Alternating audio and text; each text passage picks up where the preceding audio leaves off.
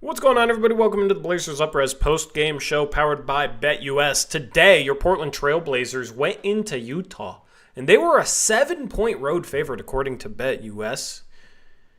They win by 2. The Blazers beat the Jazz 114-112. A Keyonte George game winner falls short after he hit 2 insanely impressive threes to give the Jazz a chance to win this game at the buzzer.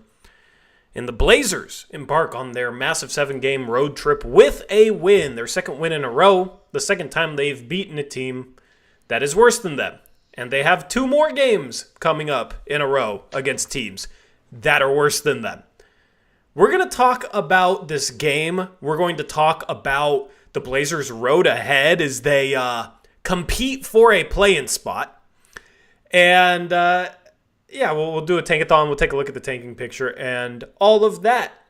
Hopefully you guys are having a good start to your week and a good Monday. Eric, hopefully that's the case for you as well. How are you doing? Yeah, I had a power outage for about 4 hours this afternoon.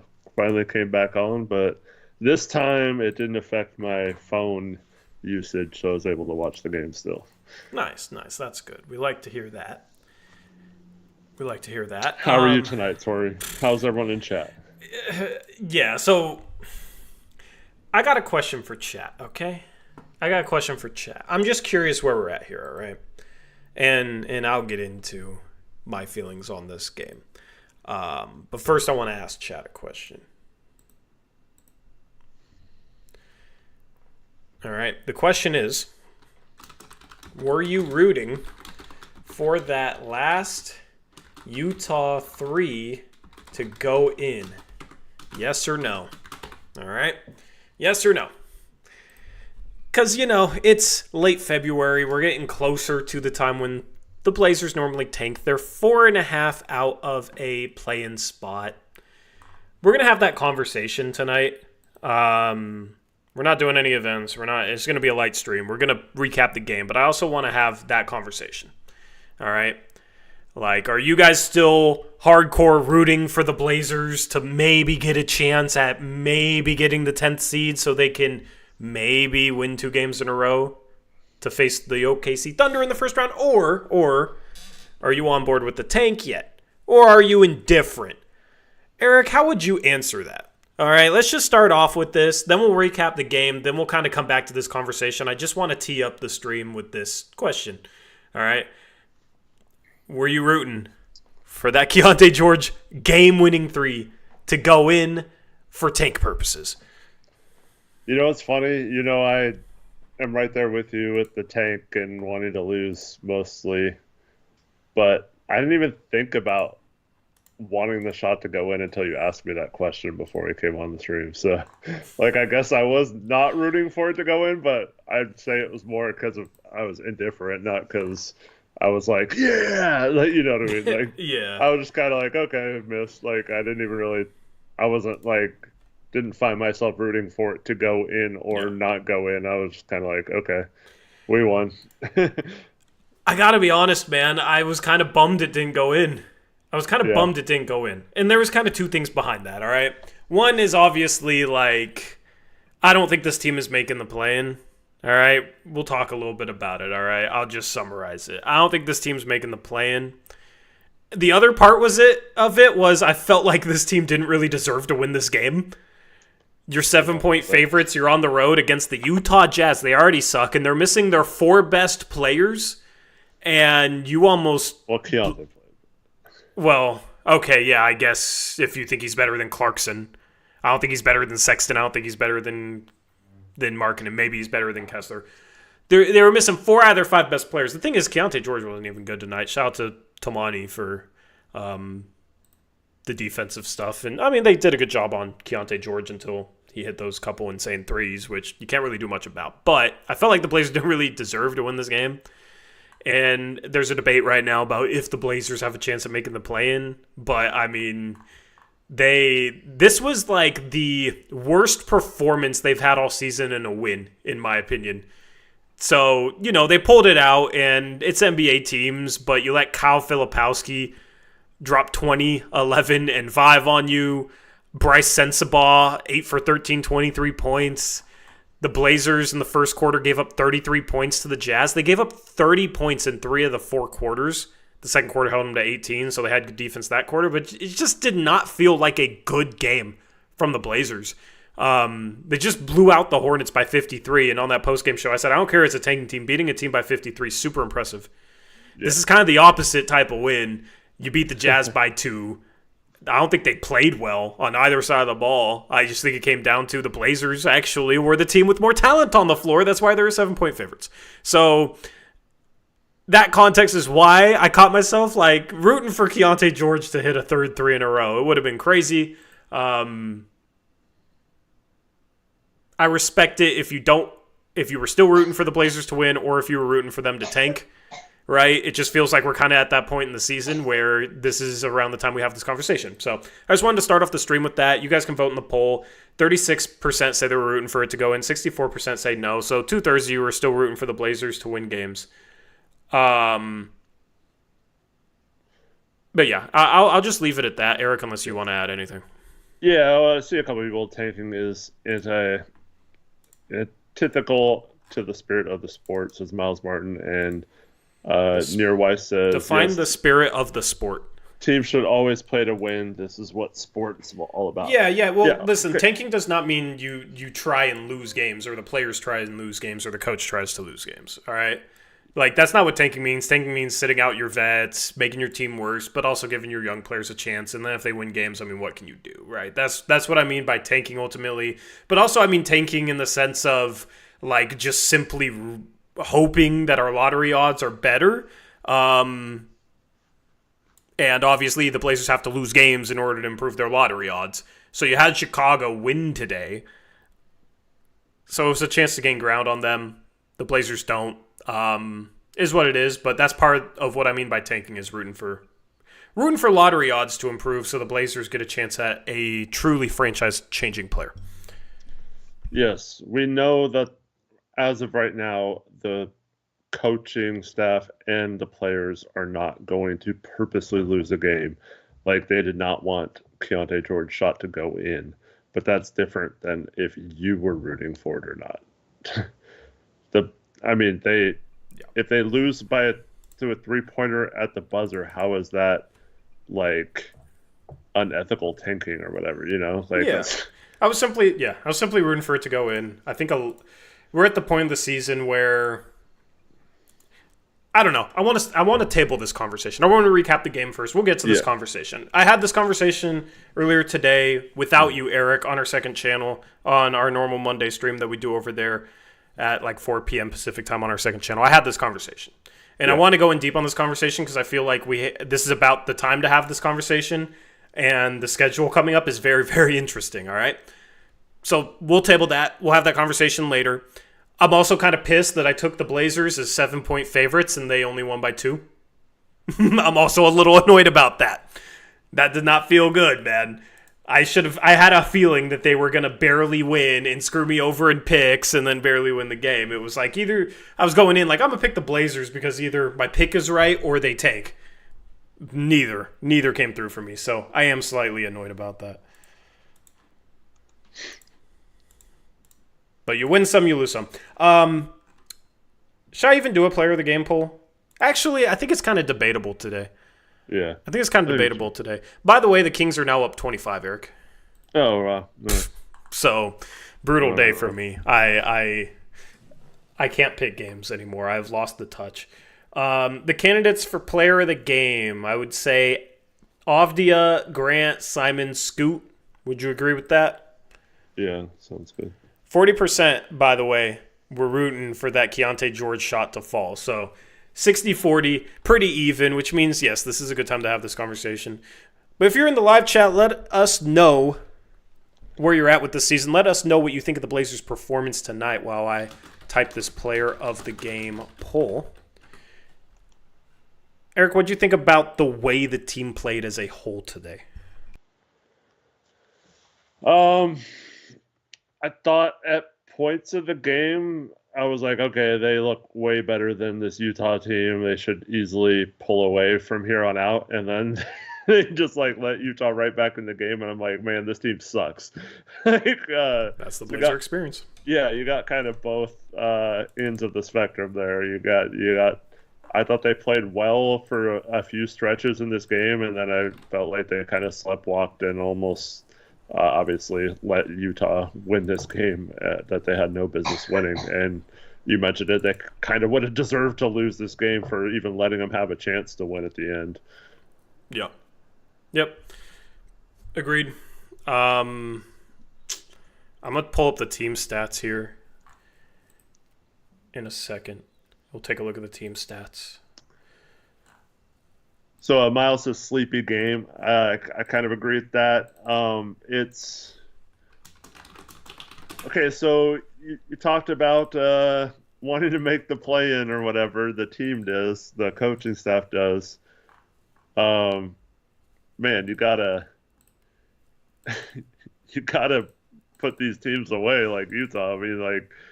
Next couple games as well against the Nets and Wizards, like you have to show that you're better than these teams if you want to make a legit run. You can't allow a 3-point shot to almost go in to lose these games. You know, if that's your goal is to make the play-in. Yeah, I mean, this looked like two tanking teams tonight. And the Blazers looked like a tanking team during that 4-game losing streak. They did not look good. They had one outlier against Charlotte. Otherwise, that's 5 bad games out of 6. That's 5 bad games out of 6. So, I mean, they're not playing particularly well. They have that 11-game stretch, which is just going to stick in everybody's mind because it was a phenomenal stretch. It was so much fun, right? The team looked really, really good.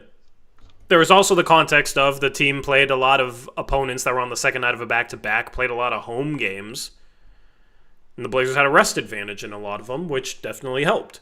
So it's not something where you want to read too much into that 11-game sample size because it's only 11 out of the 58 games they've played so far this season, right? It's a small sample size. Like, you kind of got to take everything into a whole.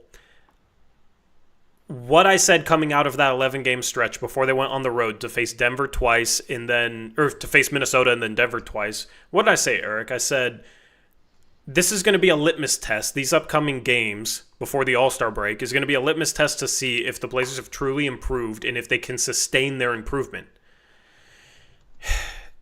If you look at their last 6 games... Yeah, they won 2 in a row. They've won 2 out of the 6. Yes, they had some hard opponents. It doesn't really feel like they sustained what they were showing during that 11-game stretch. And a game like this, I feel like they did not show... This was not the team that was playing over that 11-game stretch. So, I don't know how you view it, but I feel like they have not sustained what they showed during that stretch, man. I don't know... You know, if you want to pride yourself on being a really good defense, you should not be giving up 112 to a Utah Jazz team missing the players they're playing. Now, you did hold them to 40% shooting, but you let them go 18 for 44 from 3, which is not good. You did not defend the three-point line well. That's kind of been a problem here and there in the past 6 games, right? So they were the number 1 defense over that 11-game stretch. They were elite defensively. This team, outside of the second quarter, did not look good defensively at all today, right? Not playing with the same energy. They struggle to carry that energy on the road, right? At home, they're much better defensively, it seems like, right now. Now, they do have a game where they held Orlando to 79 points in Orlando. The Magic offense has been a disaster, though. Still, though, that was much more impressive than giving up 112 to the Utah Jazz and letting Kyle Filipowski kind of have his way with you. I mean, they really had nobody that should put any fear into your heart as a defender on the floor for them today.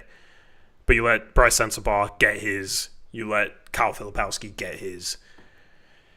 So, how do you feel about, like, have they sustained anything from that 11-game stretch, Eric? Like, is the answer probably somewhere in the middle where, yeah, they've improved, but definitely not as much as that 11-game stretch made it look like? Where do you fall on that debate? Well, I mean, they obviously played awesome against the Hornets. Ran them out of the gym, especially in the first Yeah, half. that game was great. Uh, so it's like, okay, but then you think it's like the Hornets and they suck, and um, they're missing a couple players right now too. You already mentioned how Utah's missing a bunch of players, including most of their main guys, and I don't know.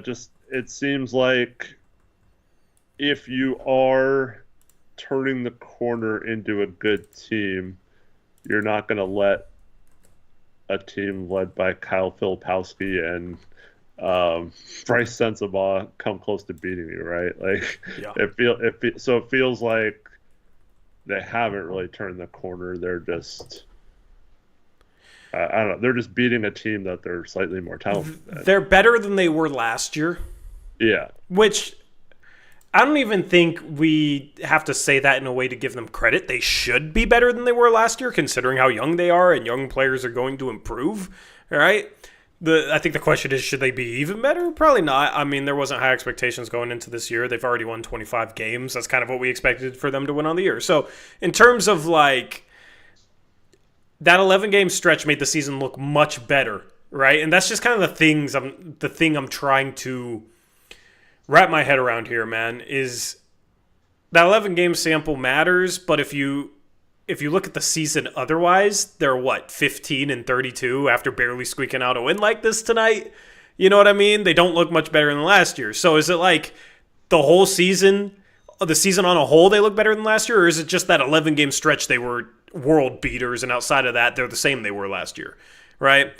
I don't know.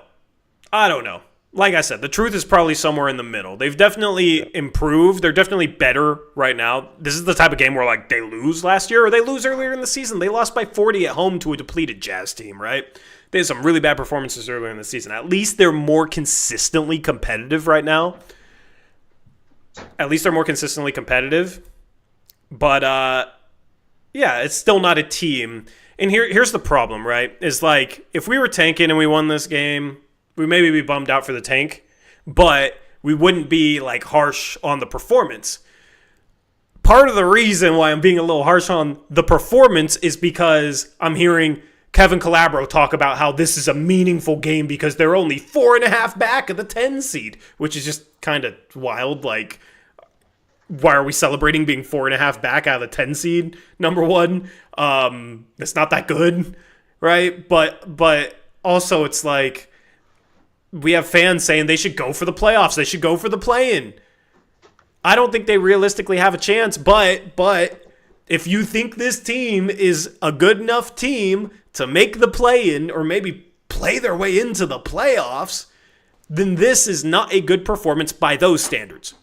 So part of this, for me, is holding the team to that standard. All right, their commentators want to talk about making the play-in. The team probably talking about making the play-in. A lot of fans are excited at the possibility of getting close to the play-in. All right, let's hold them to that standard. If that's the standard you're holding them to, this was not a good game today. yeah, I completely agree with that. Yeah, I mean, you just have to play better all around. I mean, we also know like during that hot stretch we shot the ball extremely Yeah. well, and that was something that of all the things that were sustainable out of that, I think the hot shooting probably wasn't. And this team has shown time and time again they're not necessarily a good, especially 3-point shooting team. So like that wasn't going to continue all season. But the defense should have been something that would have been maybe not first, in defense, but like the way they were playing defense and flying around as a team should have been more sustainable. And I feel like they've kind of eased up ever since they started like feeling good about themselves again, like they always do under Chauncey. And they always just seem to take their foot off the gas. And when you're not a good team yet, like when you're trying to take that step into being a fringe playoff team, you always have to have your foot on the gas, man. You cannot let up at all. You have to You have to finish teams off when you are ahead. You can't let them back in like they did tonight. And I feel like, I mean, that's typical of a team that's just not that good and kind of playing above their weight. But if they are like as good as some people think they are, they shouldn't have issues with teams like Utah.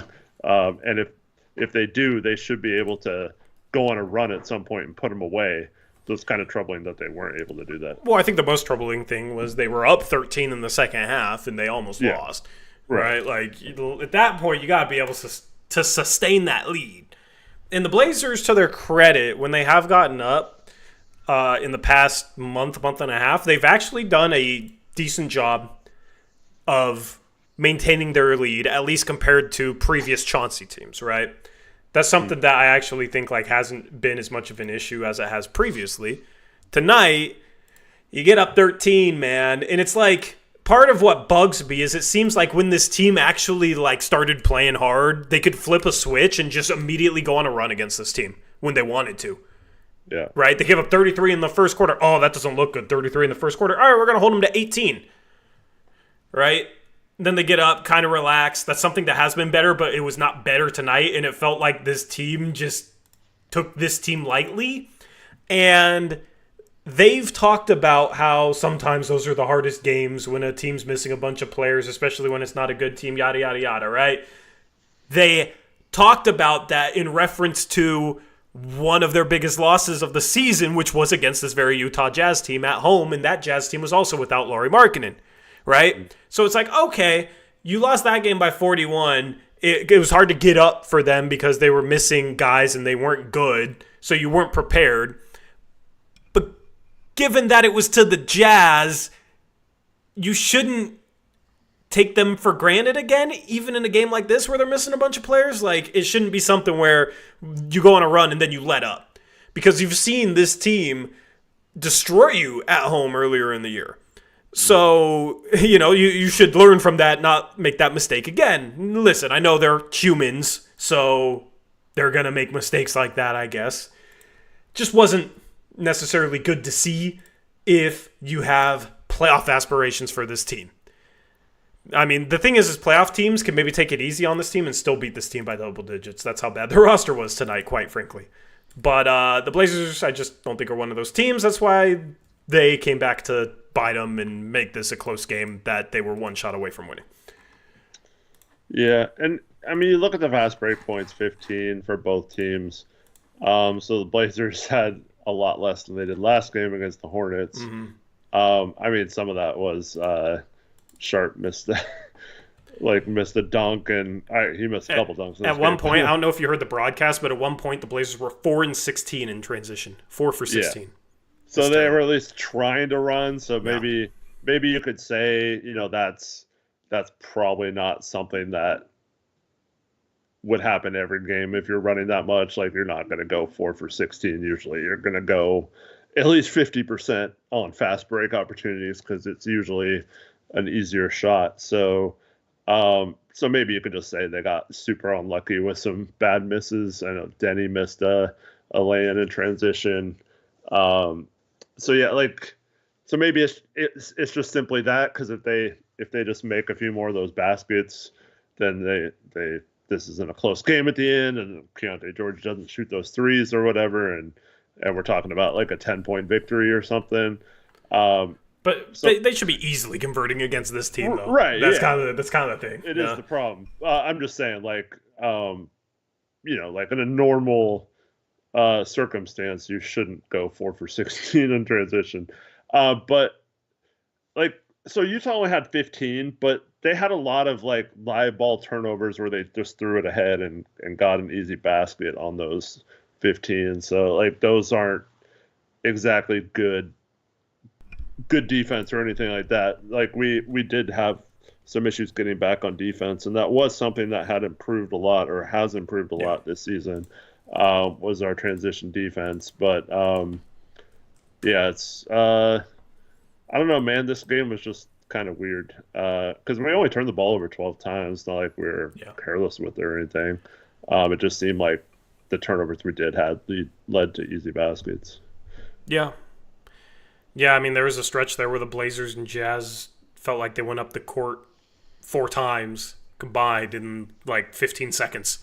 And the Jazz got a couple buckets out of it. It kind of reminded me of the Blazers' transition defense after a make last year. You remember how much of an issue that was, and I agree with you. To their credit, they have improved that this year. It was kind of a red flag in today's game.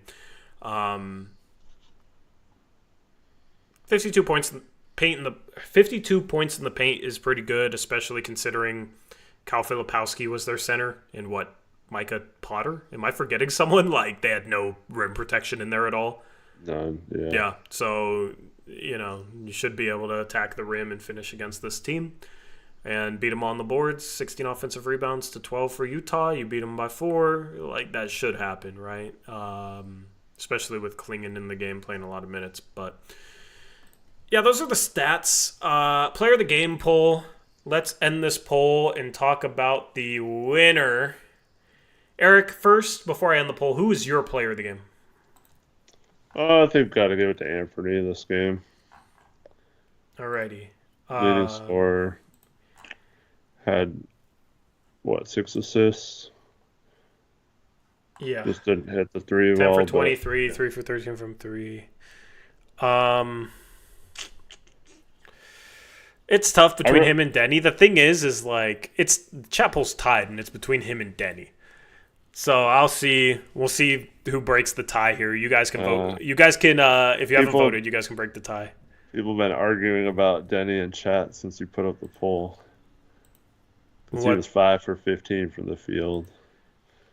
Yeah, but he had 11 free throw attempts. He needed to make more of them. He did have 14 rebounds, 5 offensive rebounds. So he made his last 4 free throws at least. That's the thing is when like a guy's Jeremy. Yeah, when a guy's like 5 for 15, but he has a million offensive rebounds, it's like at least he's getting some of the team's misses back to make up for that. I always like looking at offensive rebounds compared to like how many shots you miss. If you didn't have an efficient night, at least you're collecting some misses, maybe of your own, maybe of your teammates. 5 offensive rebounds, pretty good. 5 assists, only 1 turnover, right? He had some really nice passes. Defensively, didn't really stand out good or bad. I would probably barely give it to Denny over Ant, just because of the rebounding and the playmaking was pretty even there. Neither one of them had the most efficient night. This was a tough player of the game poll, and honestly, neither option is all that great, and it's still tied. It looked like it was going to be Jeremy Grant hit 4 threes in the first quarter. You want to talk about him, Eric? He finally woke up for a quarter, and then didn't do anything the rest of the game, right? So at least he had a good quarter. Who's that? Jeremy Grant. He was 4 for 5 from 3, and then 4 for 6, and then finished 2 for 9 from the field. Yeah. Yeah, so I was watching the Utah broadcast, and they're like, this dude, Jeremy, we know he's a good player, but he's shooting like 38% from the field, and of course he's going to hit like 4 threes in the first quarter against us, Yeah. I thought that was kind of funny. But yeah. At the end of the day, he shot 40%. So this was a good 3-point shooting night. He was 1 for 5 inside the arc. That's basically Jeremy Grant's season. He can't finish. I mean, he is what he is, right? He's gonna make shots sometimes. The thing is, this hasn't been who he's been. He's been able to finish before. His finishing has just fallen off a cliff. The Grand Canyon, man. A cliff feels like it's understating it. He could finish really impressive layups last year. This year, I have no faith in any of his layups unless they're wide open going in. Yeah. It's crazy how much he's fallen off finishing at the rim. He shoots such, like, off-balanced, like, crazy... I mean, but isn't that what he's always done and No, finished I know he above? has. It's just like... I'm asking a question here, because, like, I guess I gotta go watch back some of his tape. Wow, Charlotte really lost by 42. They were down, like, 10 entering the fourth or something like that. That's crazy. So, I don't know, like, did Jeremy shoot all these off-balance layups before? Like, am I misremembering? Because I don't know. I remember him in some tough ones, but actually being able to get to the rim, and now it's like he can't get to the rim. He's always fading away or off balance and stuff, and I don't know what's wrong with it. I think it's two things. One, I feel like he did shoot a lot of bad lay-ins and made a little bit more of them, but he also had several, like, where he'd get to the rim and dunk it or, like, lay it in easily. So, like, and I feel like those have kind of gone away. Like, his drives where he's blowing by someone just aren't happening anymore. Like, now it's always, like, a contested running layup that you know is probably not going in. And I think the reason why it's not having a chance to go in like it has in the past as well is because, I mean, honestly, I think he's just not as focused as he was. Like, that's the problem. Like, when you're on a team that you're not necessarily caring about competing or whatever, like, I mean, I know he's a professional, he's going to compete, but, like, I don't think he really, I don't think he's 100% into playing basketball right now. Let's just put it that way. And so, like, even if it's like 99%, like, it's just that little bit of focus. Like, you go up to shoot and you're just like, just throw it up there instead of, like, really concentrating on trying to make it or whatever. And that could be the difference between making it or losing it. And I'm not saying that's the whole reason, but, like, I feel like he's kind of maybe lost just a little bit of quickness on his first step, so he's not blowing by him, and he's having to take much tougher lands, and he's just kind of throwing them up there because he doesn't really care if they go in or not that much, you know. Which is literally the downside that I tried to explain when people were saying we can hang on to Jeremy Grant. You shouldn't want this dude back in Portland if he's not really interested in, if he's indifferent, right? It does feel like at times he's kind of indifferent. I don't think his effort is bad. It just, I don't know. I kind of agree with you with that sentiment where it's not like he like is completely checked out.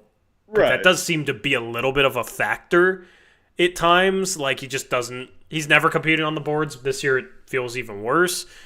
But then also it's like, other side of 30, man, he wasn't so quick that he could lose a little bit of the first step and still beat people. Now it's like, yeah, he's struggling to turn the corner. I just don't. It's all the reasons why the Blazers should have traded him for a first-round pick to the Lakers last offseason when they could have. Now you're stuck with him. Now he's a bad contract. Now you probably have to attach an asset to him to get rid of him, or you have to sit with this contract on your books for the next 3.5 years, which is disaster. So, you know what the other thing is, Tori? 38 freaking minutes? Are you kidding me, Chauncey? Like, yeah. Why are you running this guy into the ground? He's like, it'd be one thing if it was like a Denny or a Tumani level effort out there, you know, but it's not. Yeah. Like, so, like, why is he being rewarded? And then you have freaking Shaedon Sharpe playing 18 minutes or something like that tonight. Like, what? Like, how is that okay? Like, I don't understand what this coaching staff sees, and I get if you want to send a message to someone like Sharpe and get him to concentrate more and show more effort, but you can't then reward someone else who's having some of the same issues on the court at times. It makes no sense to me. So part of it is maybe not even Jeremy's fault, but, like, I mean, the elder statesman on the team at 30 years old, who's showing a little bit of lack of concentration or whatever, like, shouldn't be getting then rewarded with 38 minutes. It just doesn't make sense to me. He played 20 more minutes than Shaedon Sharpe today. It's insane, dude. Like, if you would have told me that if any game after the All-Star break that Shaedon Sharpe did not get hurt in or, like, foul out in, like, 5 minutes or something, and Jeremy played 20 more minutes than him, I would say this organization is a complete disaster and everyone needs to go, dude. Like, this is just, it's inexcusable. I don't care how bad Sharpe's effort was. Like, what are we doing, Tori? Like, it makes no sense. Why do Yeah. we have to play Jeremy Grant 38 minutes to beat the Utah Jazz by 2 points? Like, it makes no sense to me. That's the problem. And that's why we have to have the conversation that I teed up at the start of the show. That's the problem with chasing the pipe dream of maybe we can get the 10 seed. The thing is even if you miraculously somehow did it, which it would be a miracle at this point, okay? All right, now you have to win 2 road games to get into the first round as the 8th seed just so you can get swept by the Thunder. Like, what are we talking about, man? What are we talking about? But that's the problem. Getting enamored with that pipe dream is, yeah, it's you're just gonna do whatever it takes to win, and that's gonna involve, I guess, Jeremy Grant playing 38 minutes and Sharpe playing 18. And this is not like this should not be an uncommon complaint right now, because even the people that disagree with us the most, all right, even freaking Rip City Reddit loves themselves some Shaedon Sharpe, Eric. Loves themselves some Shaedon Sharpe. And I thought, like, we all kind of agreed earlier in the season, yeah, the Blazers need to move on from Jeremy Grant. If you told this fan base, back when Shaedon Sharpe was having that breakout earlier in the year, you remember when he was having that huge stretch of games where he was clutch and, like, kind of carrying the team a little bit and going off?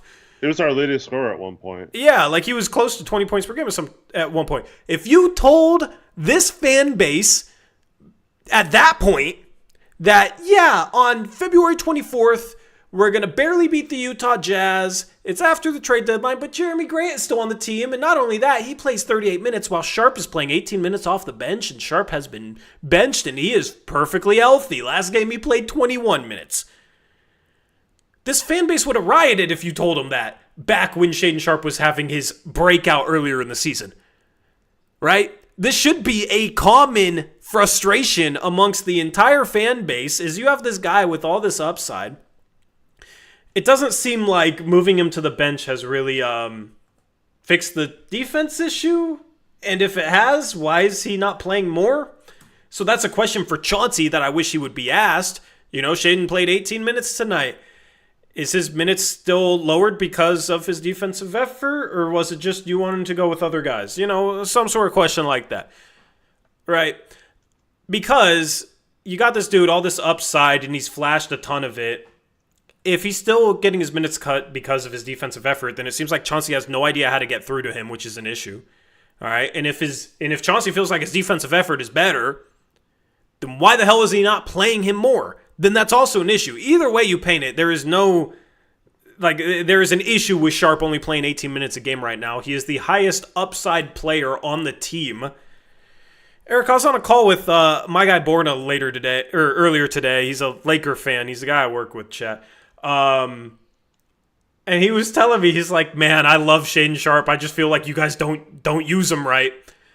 I feel like you guys don't use him right. He has the most upside on the team. It's like, yeah, this is pretty much what the entire fan base was saying earlier in the year. Most upside on the team. He's our star, right? Like, if we have a single future star on this team, is Shaedon Sharpe. But we're in a rebuilding year. We're 25 and 33. We're 4.5 out of the 10th seed. But because we're only 4.5 out of the 10th seed, yeah, Grant's going to play 38 minutes a game. When Grant's playing just as bad, if not worse, as Shaedon Sharpe. So the minutes don't make sense. And that's not to say Shaedon Sharpe played good tonight, but I don't know. When you started him and you played him a bunch of minutes, he looked really freaking good. So if anything, depleting his role seems to have depleted his production.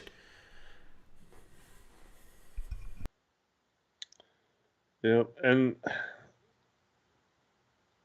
I also wonder, like, so I think it was Todd that said in chat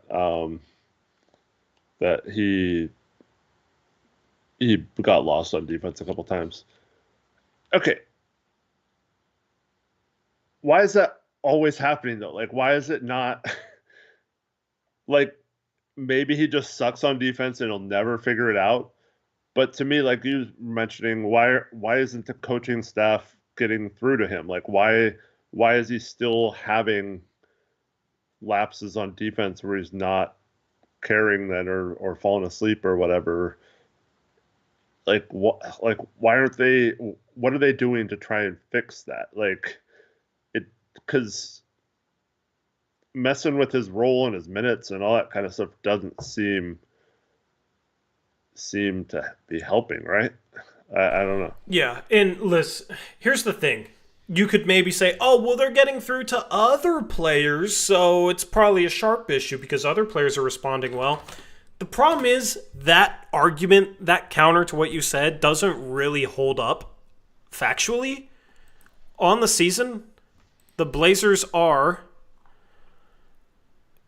the 21st ranked defense, which is like okay. It's better than it was, so I guess you could say they're improving. But before the season, I said, I think this team should at least be average defensively. I think personnel-wise, you got Kamara, you got Avdia. Klingon, analytically, has been one of the best rim protectors in the league. He's better defensively than DeAndre Ayton.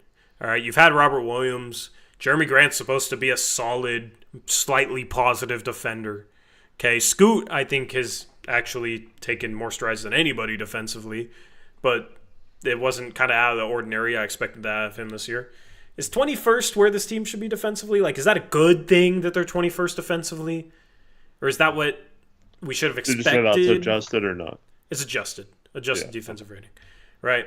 I don't know, man. Like, I don't think like the vets have improved defensively throughout the season. And you can say, oh, Grant's going to be who he's going to be. Aiden's going to be who he's going to be, man. All right, well, don't play him 38 minutes then. If these guys are not going to improve defensively, if these guys are going to have some issues, especially Ayton, but also Anthony Simons has his issues, right? And they're not really effort issues, but he's not the best defender. So if Shaedon Sharpe's also in that boat, he's not the only one, is the point that I'm trying to make. He's not the only one in that boat. Also, it's like you can find a reason to cut the minutes of plenty of players on this team because plenty of players have weaknesses. Sharpe's his defense. That's his weakness. All right, fine. Like, Jeremy Grant's weakness is rebounding and making plays for others and finishing at the rim. If anything, he has more weaknesses. So I just don't really understand why Sharpe is more in the doghouse than anyone.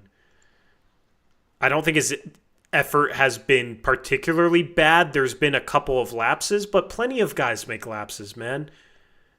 Plenty of guys make lapses. That's why they're 21st defensively in adjusted defensive rating. So it's not just a him thing. It just feels like he gets singled out. Yeah, and I mean, if we want to talk about being benched for doing a bonehead thing, we talk about Jeremy Grant's foul with like 50-some seconds left at like half court on Kyle Filipowski. Like, yeah, what was that? Like that was a horrible foul. Like, what are you doing? And like, does he get benched for that? No. Like, that's what I'm saying. Like if Sharpe does that, he'd play like 5 minutes the next game, right? Like, what was Jeremy doing there? That was such a boneheaded foul. Like, and that's the reason they even had a chance to be in this game. Like, I don't know. It was just... Yeah, it was bad. It was bad. Shout out to Isra Teague with a 30... What currency is that? Need a currency check, Eric. I am not sure. We got 30, though. We got 30 from Isra Teague. Thank you, Isra. Says... I think that might be Israeli. Yeah. It says, for foreign sports fans, tanking is against our DNA. Well, foreign leagues aren't really set up in the same way as the NBA. Unfortunately, in the NBA, it pays to either be really good or really bad. Right? Really bad, you get rewarded with the best lottery odds. Of course, the lottery has to take place, so there's luck. Hopefully the Blazers can get lucky at this lottery, but they're, getting Cooper Flagg, that's a franchise changer.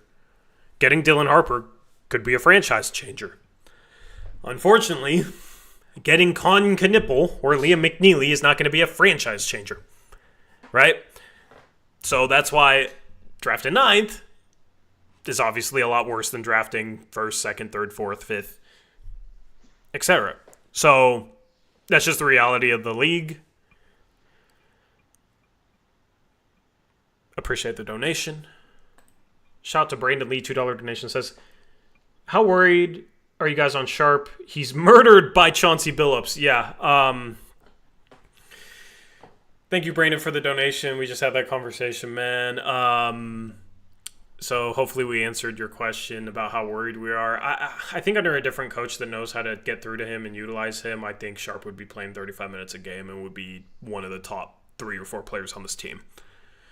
I think under Chauncey Billups, that is clearly not the case. So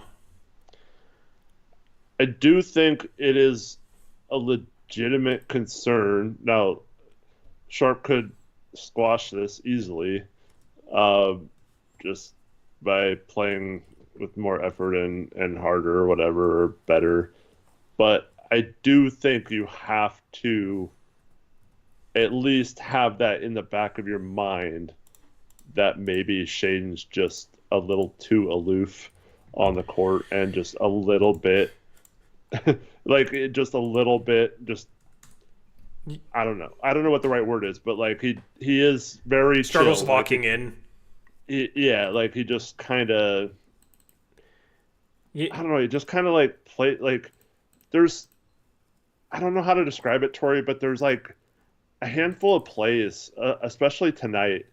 Like the missed dunks are one thing. Like I know he's trying to like power him down or whatever, but like there's so many times where it seems like he could get to a loose ball or a rebound or something, and he just kind of like I don't know, like he doesn't want it bad enough. He just doesn't go after it enough. Like he could easily out hustle someone to the ball, and he just like lets them grab it. And so like that might be he's on autopilot. Alex Wolf says that maybe that's a good way to describe it. He just kind of like he's good enough to be good doing that. Like, and that's part of the problem maybe, is that he has had success without having to really be a dog like Tamani or whatever. And I know he's never going to be like that, but like, you do have to wonder if a lot of his issues would be solved by just having a little bit more,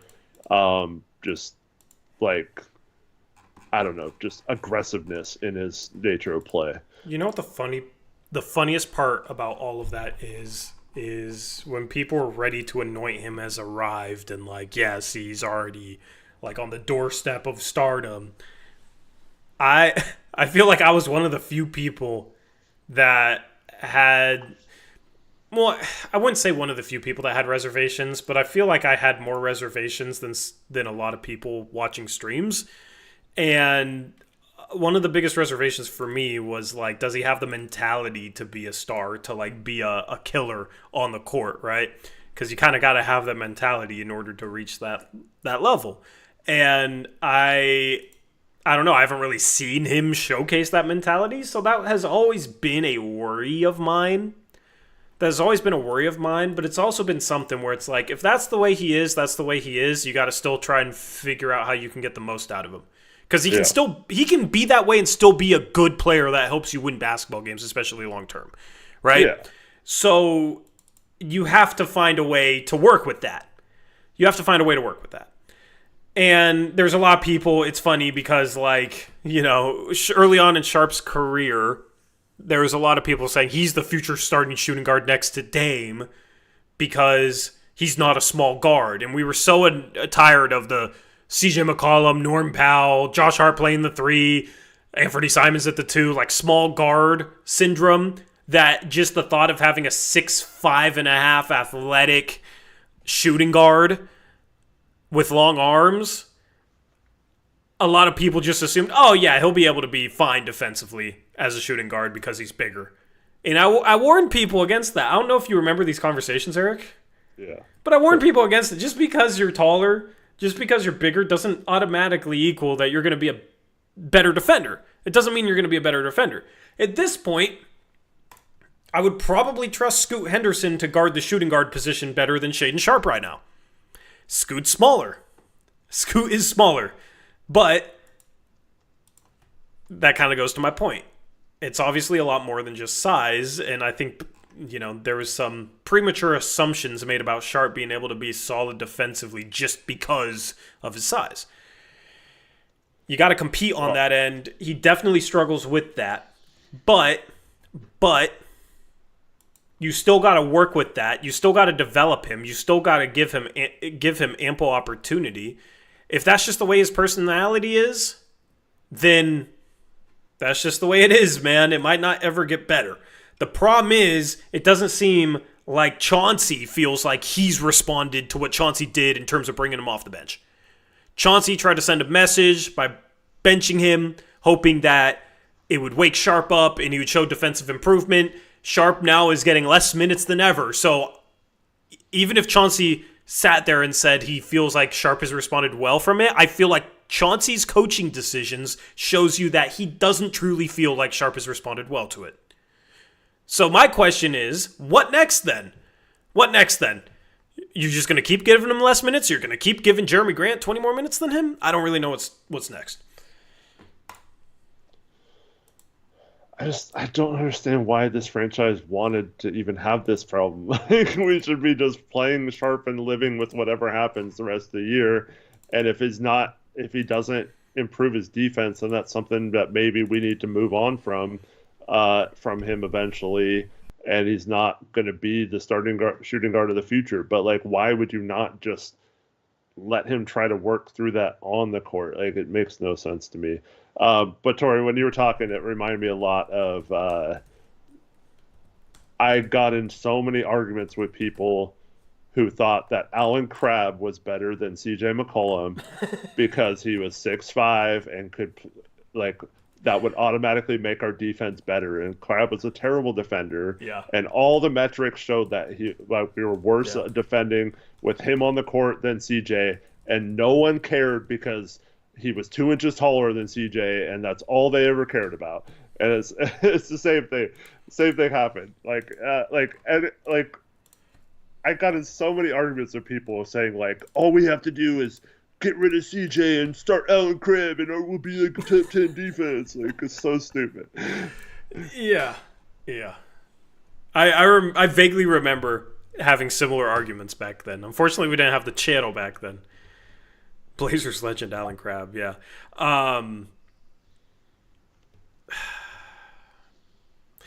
You know what's funny is I asked this question on Twitter.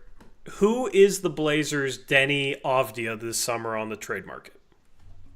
My gut feeling, and it's a bit of a long shot, but it's my gut feeling, says Zion Williamson if he becomes available. And there's been a lot of rumors. Of course, he's in his 6th season. He's playing really good, but he's played 20 games this year, or like around 20. He's also missed another season. He's also played 22 in another season and also only played 29 in another season. That's 4 out of his 6 seasons. He couldn't even get to 30 games. This season, maybe he'll do it. But, they'll probably take because he's been injured the whole year and hasn't been able to help him win, right?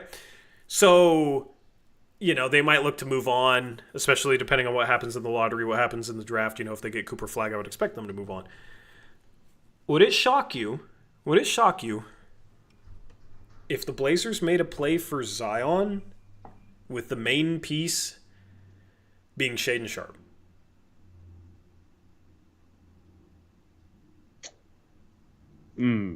That's not what I thought you were going to say.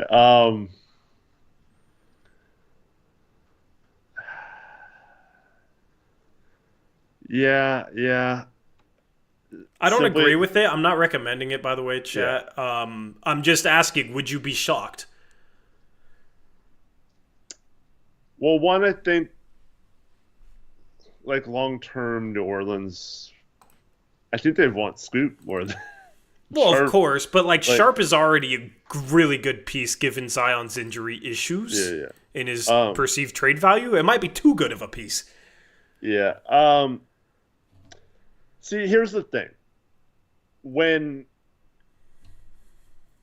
I hear, the Blazers are looking for Denny Avdia types, it's not max contract guys. So, Zion, I see Lauri Markkanen chat.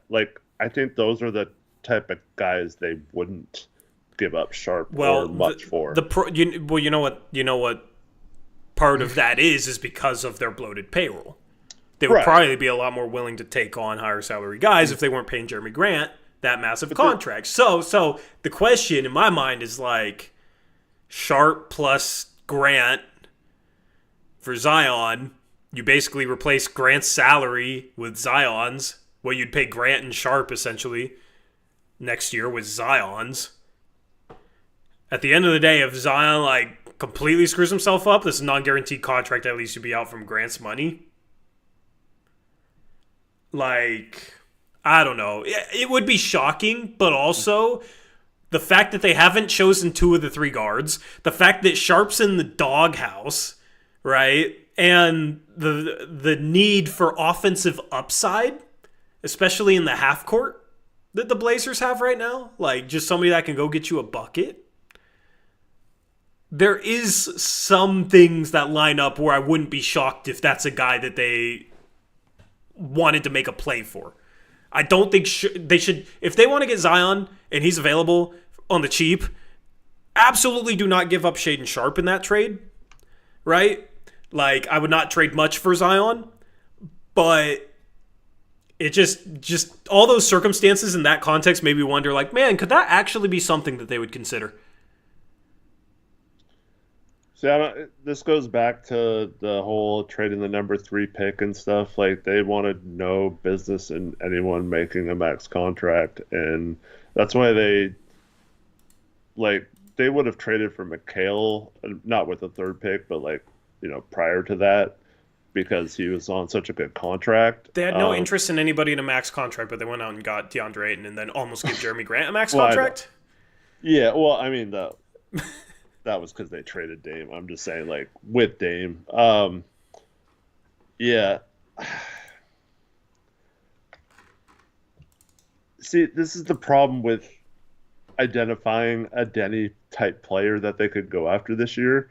And this is why Cronin struggles to make trades at trade windows a lot of the times, is like he's waiting for that perfect scenario to happen again. And he had it happen with the Denny trade, but like there's not that like you can't just keep making a Denny trade like that. Those type of trades are really hard to make, and keep adding really good players. So you could take a chance on a younger player, or you could find another guy with a decent contract and maybe overpay. But yeah, I don't.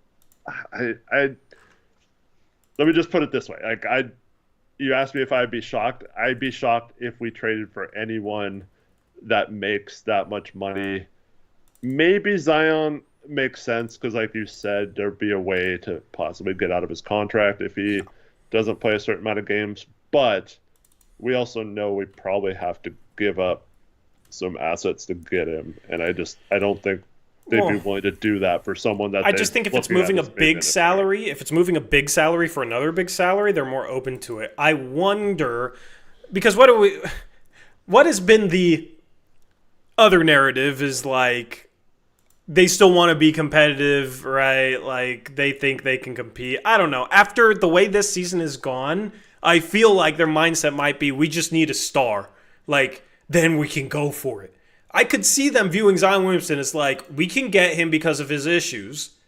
If he can get healthy, right? Like, it's a risk, but if he can get healthy, then we could be a top 5 or 6 seed next year. And we could be a really, really good team. And I could see them looking at that, looking at like Simons and Scoot as their guards of the future, whatever, right? Mm-hmm. They're going to have to pick 2 of the 3 guards. Grant doesn't factor in anyway, especially if you're getting Zion, and his contract's bad, right?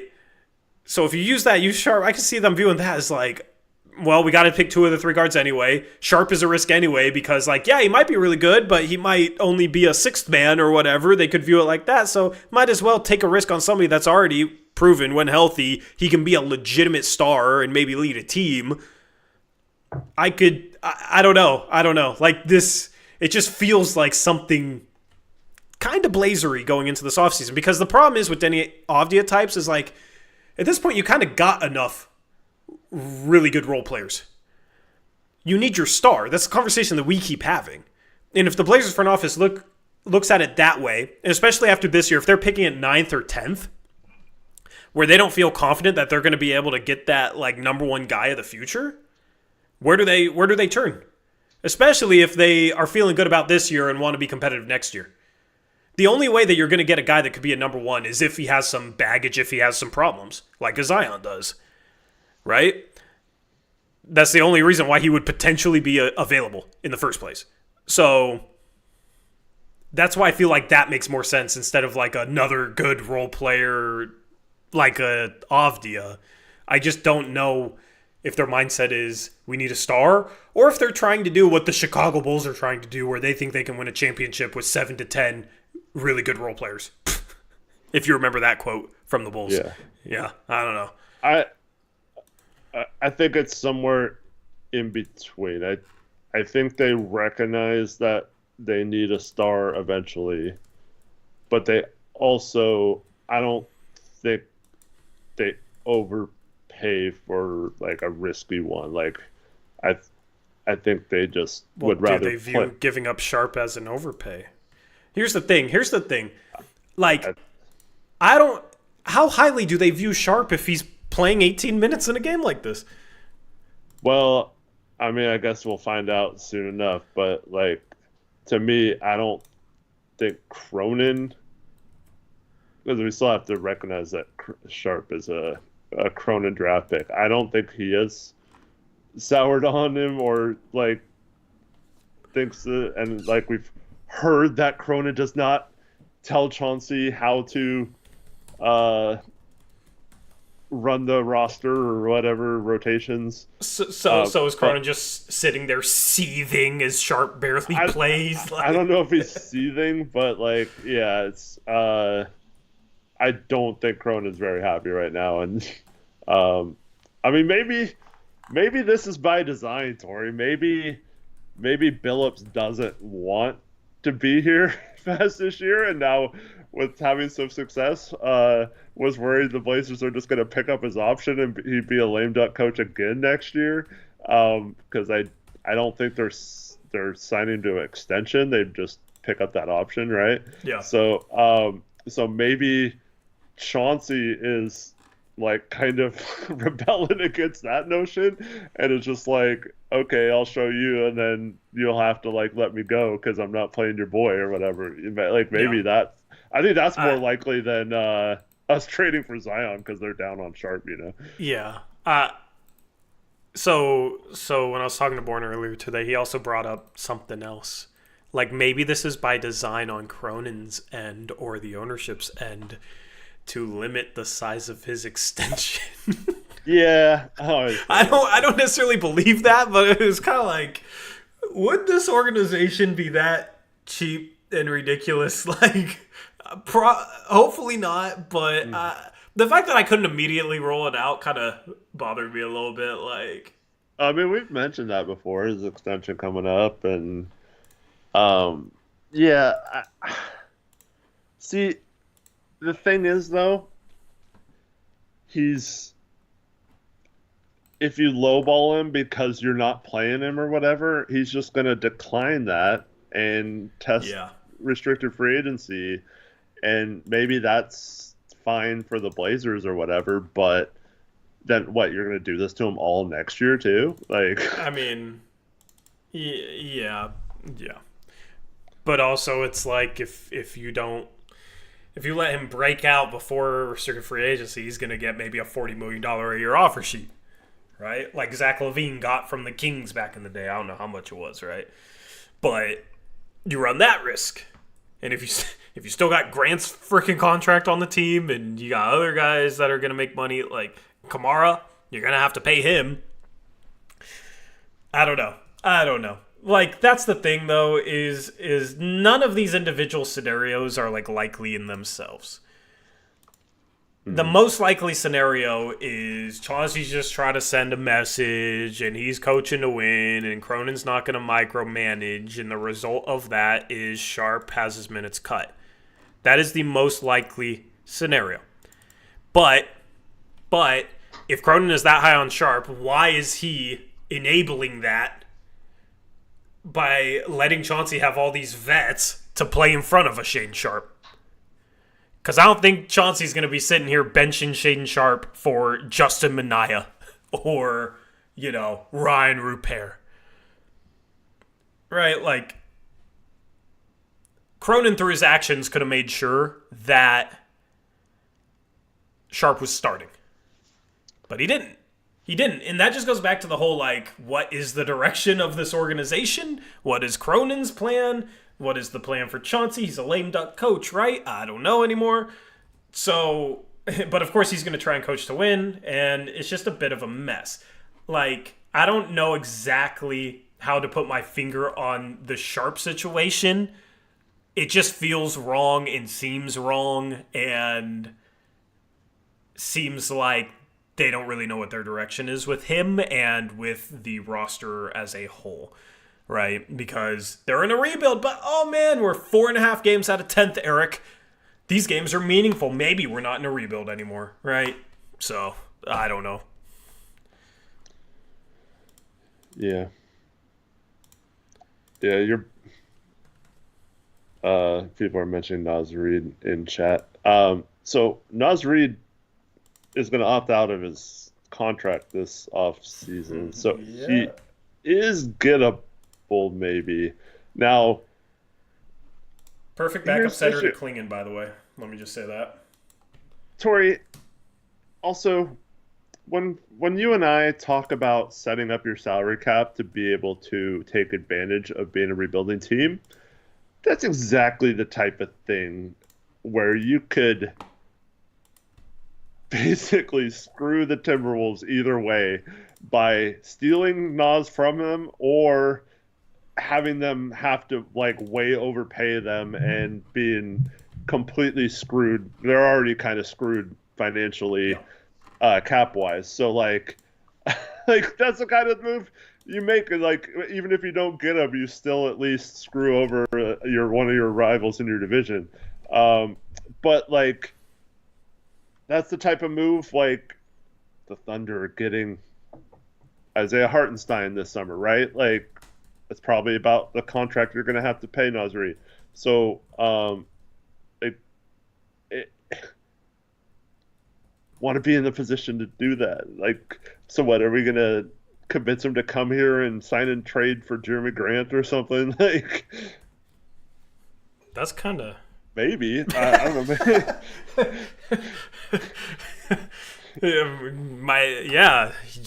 I like that plan. Let's do that, right? I don't know, man. I would just... Then everyone could say, see, Tori and Eric, you guys are idiots. If Cronin didn't keep Jeremy Grant, we wouldn't have Naz Reid now.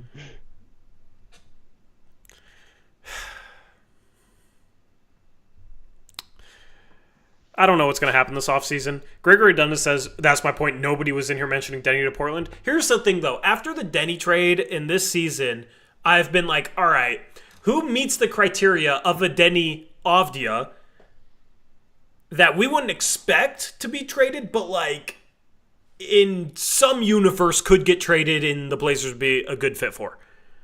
It's hard to find players that even meet the Denny criteria that Denny met going into last offseason. So that's why I asked that question on Twitter. Chat, feel free to come up with any names that you think fit the Denny criteria. Brandon says Lauri Markkanen. The thing is Denny broke out a little bit last year and was on a super cheap contract. Lauri's been an all-star, is a little bit worse now, and is on a max, making $46 million.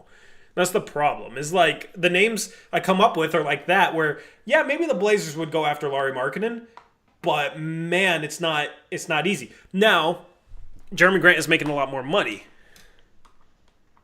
but it's getting Lauri Markkanen would be the dumbest thing the Blazers could do. Denny was a good move. Lauri Markkanen would be the dumbest move because the draft capital that'd take to get him, number one. Also, you're dealing with Danny Ainge. She just wants to fleece people. Okay? You would basically be pushing your assets all in on somebody that is not good enough to be the number one for your team when that's the biggest need. So, why in the world would you make a Lauri trade? If the Blazers had a lot more draft capital, I'd say sure. Maybe he makes sense. I don't like that price tag, but if you had a ton of draft capital, okay, we can have a conversation. The problem is the Blazers don't have enough draft capital that they have to be smart with it to the point where like they can't push it all in for somebody like Laurie.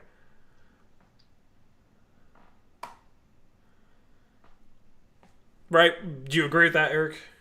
Yeah, similar to what I said with Zion. I see Denny. The thing is with Zion is he's better than Laurie when healthy, but also he would take less. Mm-hmm. Yeah, but what I'm saying is like, so when Cronin talks about the Denny type players, or when I mentioned that they're looking for those type of players, it's Denny's making what, 12.5 million or something like that. 50 million declining to 11 million in year 4. Yeah, yeah. On average is what I meant. So like trading for Lauri Markkanen 40+ million, like that's not a Denny contract. You're just trading for a good player.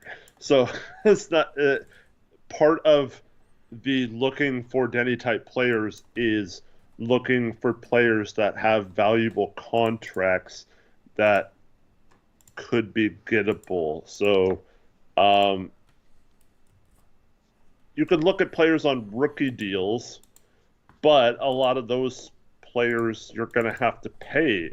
So a lot of people say Kuminga in chat. So isn't this his fourth year? Yep. So he's a restricted free agent. So you could maybe sign and trade for him, but you're going to have to pay him a crap load of money. So then he's not on a Denny contract anymore. Like maybe he is, but like Jabari Smith still has one more year, so maybe that's a guy but like not necessarily buy low, but it's not you're getting a third overall pick for cheaper than it should be or whatever. So like maybe that's a player you look into. But yeah, I don't know how many of those players are available. Like Herb Jones is one of those guys. Like he's making what, 15, 16 million or something like that. But we don't need a Herb Jones. Okay, so I'm not saying we need that. I'm just saying like if you're just looking for a guy that fits that thing with the contract, like Herb Jones is the perfect player for that. But like with Tamani and Denny at our forward spots, I mean I guess we need a third forward if we punted on the draft and just got Herb Jones instead, like maybe that's a good move for a three forward lineup, but yeah, I don't know. Tari Eason's, I mean, if we can get Tari Eason, that might be a good player, but I don't know. Yeah, I mean, like, that's the thing. Is like Tari Eason, be like, why? But also, that's the same response we had to Washington trading Denny, right? So, like, Tari Eason, I see Jabari Smith, I see Jaden McDaniels. Like, yeah, they're all far-fetched, but Denny felt far-fetched. So, like, those are some of the names, right? Khalil Ware, no. He's...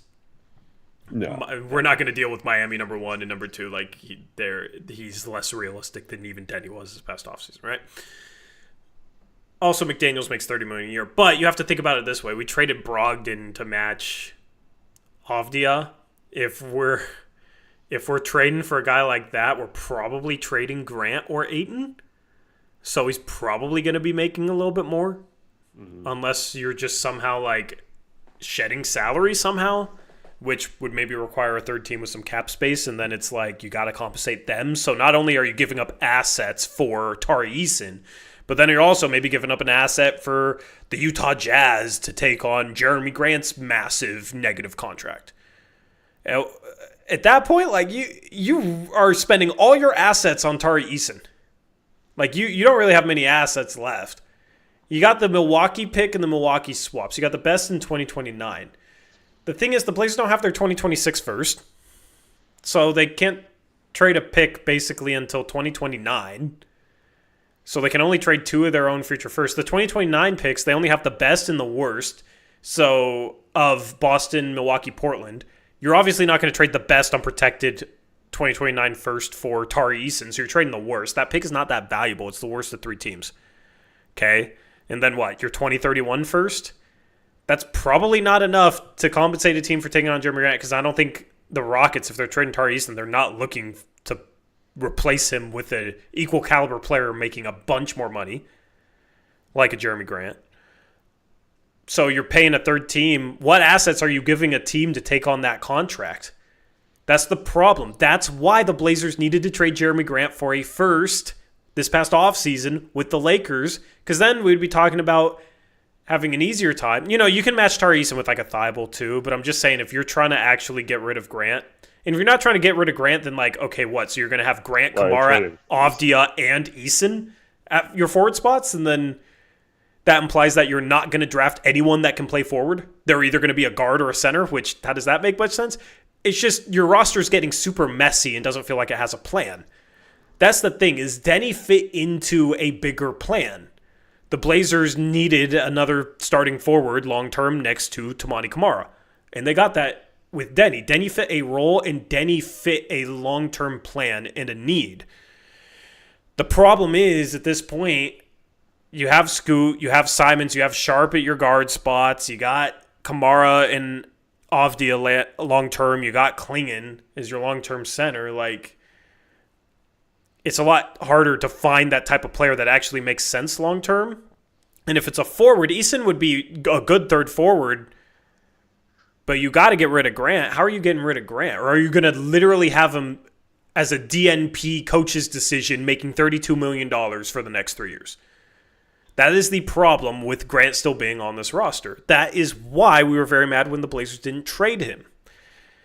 He mucks up everything. So that's the problem, is you do not have the assets outside of that really good 2029 Boston, Milwaukee, Portland, best of the 3 first-round picks, which Portland should keep, right? You don't have enough assets outside of that to like trade for a Tari Eason and then compensate a team for taking on Grant. And you're basically going all in on Tari Eason. Yeah, I guess the only hope would be that a team just gives you some mediocre contracts or something, filler for a Grant with actually like wants him on the team.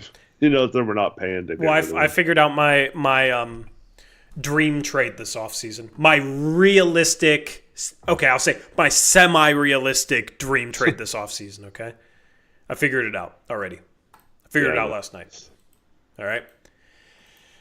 The Blazers trade Jeremy Grant and Anthony Simons for Tobias Harris and a protected first-round pick.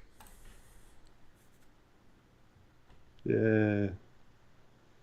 Wouldn't you be thrilled if we did that though? Like, no. You wouldn't be thrilled? No. Why wouldn't you be thrilled? At this point, you get out from Jeremy's contract, you get a first-round pick back at least, and then you have a ton of flexibility in 2026 offseason because Tobias comes off the books. Tobias isn't expiring. Yeah. And you save a ton of money, and you would have like the MLE to be able to use this offseason, and you'd have more flexibility this offseason. I get that might be the most we get. It just sucks, like trading Anthony for that. That's the problem, though. That's the problem, though. No, I know. Is Ant unfortunately doesn't have that much value. Even if he had more value, you're forcing a team to take on Jeremy Grant. And if Jeremy Grant's a negative contract and you package him with Ant, that's going to hurt the return. The reason why packaging them to Detroit makes sense is because I think collectively Detroit would be the team that would value those two guys collectively the most. Because Grant's been there, right? Grant has connections to them. And then supposedly they've had interest in Anthony Simons in the past and they need shooting. And they have cap space where the Blazers could trade Simons and Grant and take back a lot less salary in an expiring contract like Tobias Harris. Right? So that's why. That's why that is like my realistic dream trade. Yeah, it sucks not getting back more, but you'd at least have an MLE. You'd at least have a contract like Tobias Harris expiring, Ayton expiring. You'd have flexibility in 2026. You'd maybe be able to be a player in the sign and trade market for a guy like Naz Reid, maybe using Tobias's expiring? Probably not. I don't know.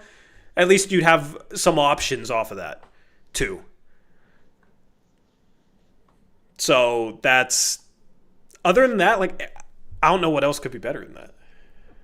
Pistons, though, I'm worried they're not going to want to do something that drastic with how well they're doing. Oh, yeah, that's why I said semi-realistic. Semi-realistic. And if they do something drastic, they might be a team that would trade for Laurie. Elizabeth Allen says, can we toss in our coach, too? Yeah, there you go. Future Detroit legend. They're not getting rid of Bickerstaff right now. He's done a really good job there this season. We can trade Chauncey to be his assistant for vibes. Yeah. Mike Jones says, why do y'all want redundant players? LOL. The next forward should be more offensive-minded than both Tamani and Denny. I agree with the sentiment. I think Denny's offensive-minded, and like he's a good offensive player, but he's like a really good two-way player. I like the idea of getting somebody that can like defend, but maybe it's not as crucial for them to be like an elite defender, but somebody that can really shoot the three ball and then like create a shot off the dribble if he's run off the line. Like Cam Johnson, I think would fit very well. So yeah. Anyway, we've gone off on a lot of tangents. I guess we can have the tanking conversation because we're kind of leading to that conversation with what we're talking about anyway, and then we can finish recapping the players from this game. If you want to do that, Eric. Sure. Yeah, so like the one thing that solves everything is obviously getting Cooper Flag. I am not enamored with like getting a 10 seed just so you can very likely go lose in the play-in. And even if you somehow made the playoffs, you'd get destroyed by OKC. And I just don't think that is more valuable than the odds of getting Cooper Flag and maximizing those odds. Right? Because I think if we could all choose for one thing to happen to this team in the next 6 months, obviously everybody would choose miraculous run to the championship, but like something that actually has a chance of happening, the best thing for this team's future would obviously be getting Cooper Flag. And people say, oh, you only have a 5%, 6%, 7%, 8%, 9% chance of getting Cooper Flag. Those are greater odds than the Blazers making the play-in at this point. Mm-hmm. Those are far, far, far, far greater odds of the Blazers being able to play their way into the playoffs at this point. That's the funny thing about people that say, oh, you know, we should go for it, and then downplay the chances of getting Cooper Flag, is the chances of getting Cooper Flag at this point is still greater than the Blazers playing their way into an 8 seed. So if you have hope of them being able to play their way into the playoffs, you should be very optimistic about potentially getting Cooper Flag in the lottery. Yeah. Man, we won tonight. We're still 4.5 games out. Yeah, and Sacramento's the only team I have faith in catching. They're not going to catch Golden State. They're playing really well with Jimmy Butler. Their team is much better with Jimmy Butler. Dallas, like, I don't know, maybe they're so injured. Maybe that's a team, but Minnesota, like, they're not catching. Dallas is 4 games above 500. For the Blazers to go 4 games above 500, they'd have to go, I don't know. They'd have to only lose 6 games the rest of the year. They'd have to go 18-6 the rest of the year. Their schedule, Eric, after these next 2 games, they play the Wizards, they play the Nets. Okay? After that, this is their schedule in March. At Cleveland, at Philadelphia, at Boston, at OKC, versus Detroit, who's won 7 games in a row right now, at Golden State, who's much better with Jimmy Butler, versus New York. That's a gauntlet. Then they have a couple easier games versus Toronto, versus Washington. All right. Then here's their stretch after that. Versus Memphis, versus Denver, versus Boston, versus Cleveland, at Sacramento, at New York. That's the rest of March. Yeah, it said on the Utah broadcast that we had the number one strength of schedule remaining. Yeah. We're not making the play-in. It's not happening. It's not happening. The schedule's way too difficult, and we're 4.5 games back.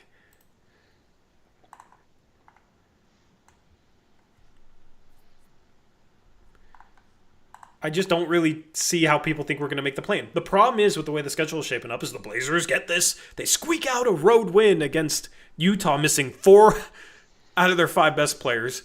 Then you got Washington, then you got Brooklyn. Both those teams suck and are tanking. The problem is the Blazers by the end of this might be like 2.5 back or 3 back of the 10 seed, and therefore they're going to go for it because they're so close to getting the magical 10th seed. Remember when we used to feel like crap when we were the 10th seed? Like going into the bubble? Now it's like that's the dream. Just find that funny. But basically the point is it's just not going to happen. Like, I will take the biggest L. I will sit here and take the biggest L on stream if they make the play-in, and I will say I was wrong a million times if they make the play-in. Okay? Because I just they're not. They're not. It's too tough of a schedule. They're too far back.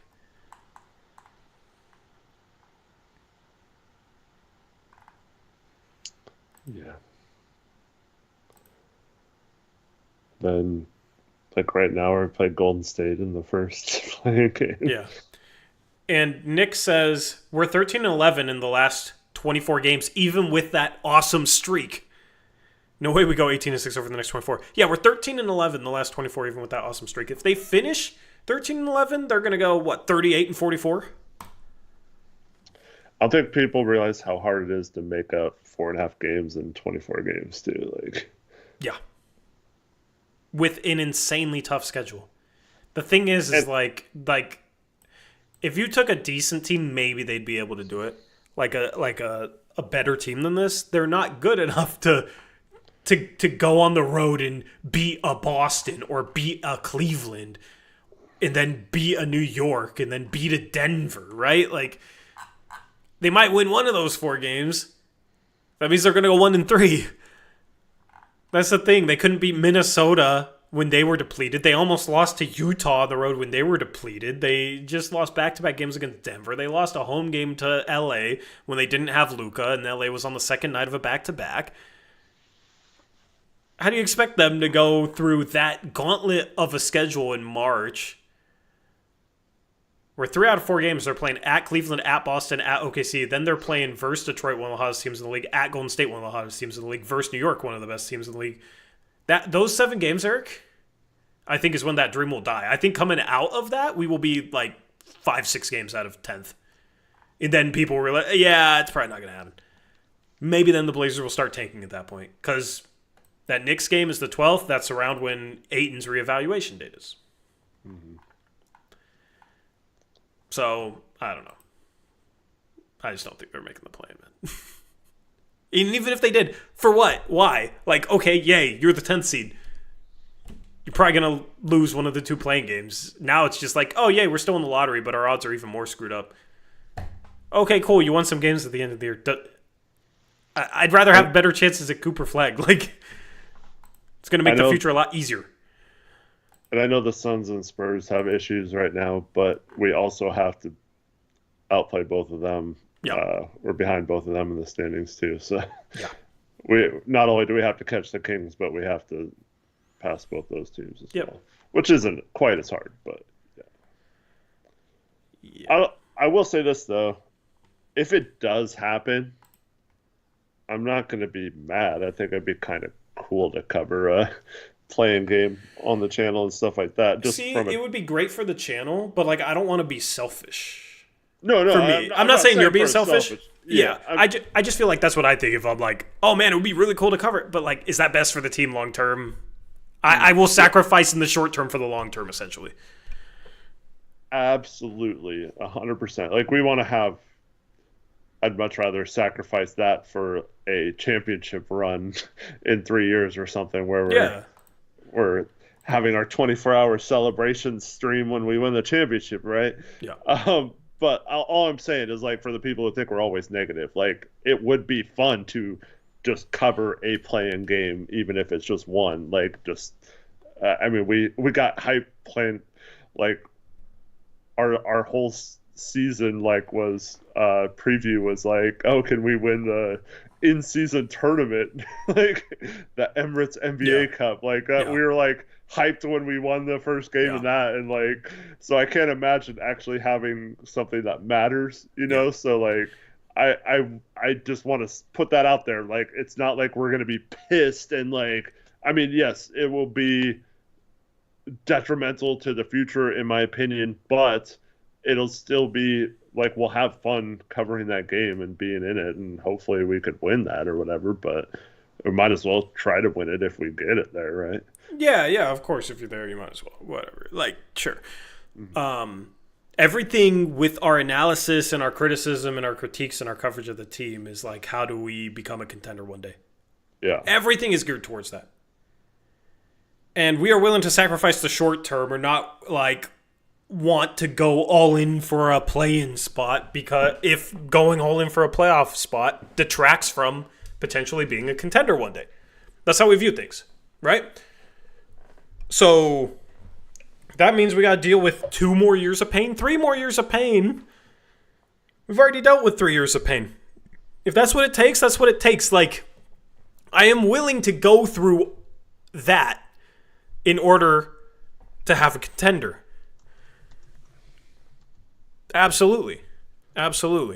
So it sucks. It sucks, but so people are talking in chat about Flag saying he wants to stay in I don't believe college. Yeah. Well, okay. Lip service for Duke. Let me just say this. If Flag stays in college, you do not win a single game next year. I don't care what it looks like, how unethical it is. You go 0-82, and you basically have, worst case scenario, you get the 5th pick, which would suck.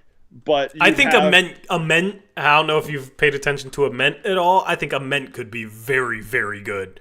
Yeah, like you're loaded next year. I mean, we're not even counting guys that could step up and be that 5th guy in there. But there would be 4 guys in that draft. Yeah, you want to name them?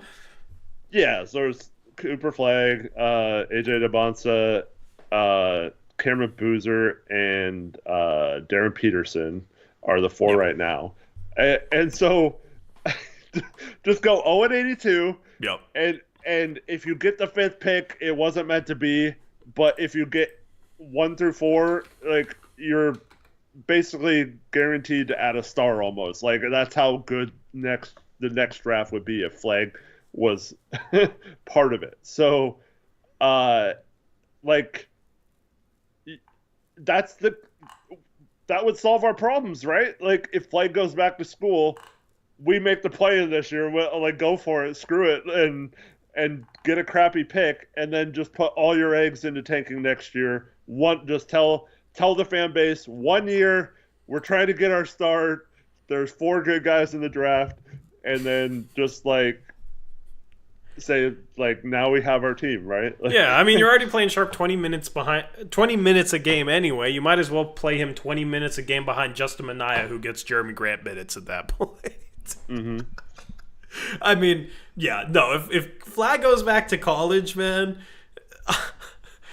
that would be the most loaded top 5, maybe. That would maybe rival 2003's top 5. That top 5 next year with Flag, DeBonsa, Peterson, Boozer, Ament. Let me just say this, because Brendan's saying Flag can make more than his rookie contract and endorsement deals winning the chip with Duke next year. I think it's possible. Why couldn't he make all those endorsement deals on top of his rookie contract? So he could get all those endorsements being the number 1 pick, and then also make his rookie contract. So Also, he'd be 1 year closer to a super max where he's going to make 40 plus mil, Right. 50 mil. I don't know, Yeah. So why would he prolong that when he could get all those endorsements? Yeah, he's not going back. But if he did, Yeah. I will change the name to Blazers Tank Rise. Okay, maybe I wouldn't do that, but I would start calling it the Blazers Tank Rise postgame show. I mean, yeah, that draft would have all the Blazers answers, man. So, anyway, speaking of tanking, it's time for Tankathon, and then we'll talk a little bit about, I don't know, whoever we didn't get to, because I agree. Just been off on tangents this whole stream. I agree with that, Henry. We should be bottoming out next year regardless. I agree with you. I don't think it's going to happen, but we should. We should. Yeah. Where's it at? Okay, there we go. All right. So, Blazers, 9th odds. Perpetually stuck here, man. Oh, God. But Atlanta won it last year. No. We're half a game away from passing San Antonio, Eric. I don't know. San Antonio's going to have better odds at Cooper Flag than us. Someone was just saying Fox is hurt and might need surgery now, so. What are we doing? Where are we going? Why, man? Why? We're going to have 10th best odds, huh? Luckily, that schedule is so difficult that, I don't know. Maybe we can win 30 games. I don't know. I don't even want to talk about this tanking picture, man. Do you want to answer this question, though, Tori? Do I? I don't know. What's the question?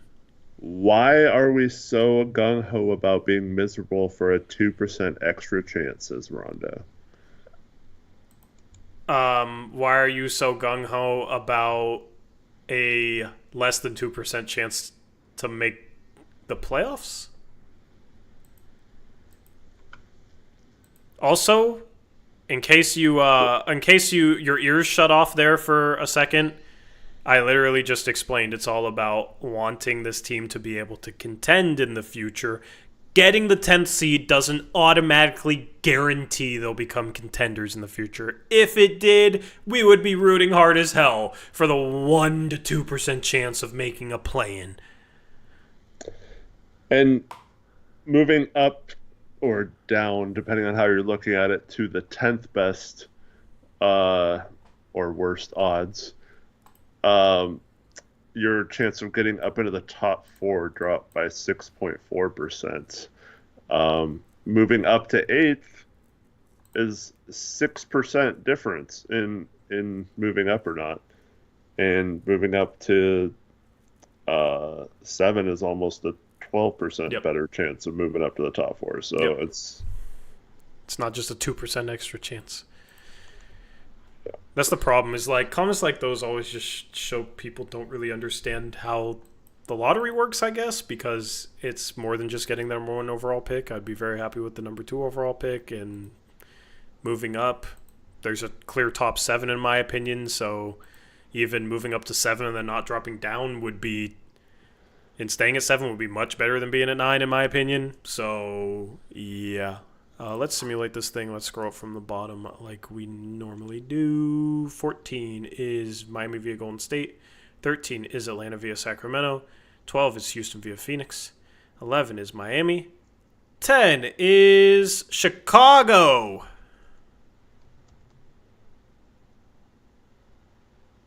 Did you hear me, Eric? I heard you typing. 10 is Chicago. So it doesn't matter if we're 9th or 10th. We're up in the top 4 with San Antonio. See, what does it matter?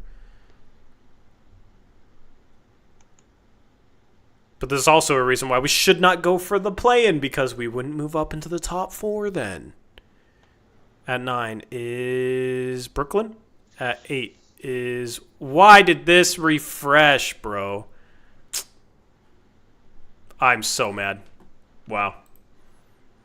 That's annoying. We'll never know. That's so annoying. I'm so mad. I'm so mad. Wow. What a bummer, man. I've never had that happen on Tankathon. All right, well, new sim. We move up anyway. Chicago's 9, San Antonio's 10. Just got even better. We got San Antonio the hell out of there. Yeah, I don't know why that happened. That was weird. All right.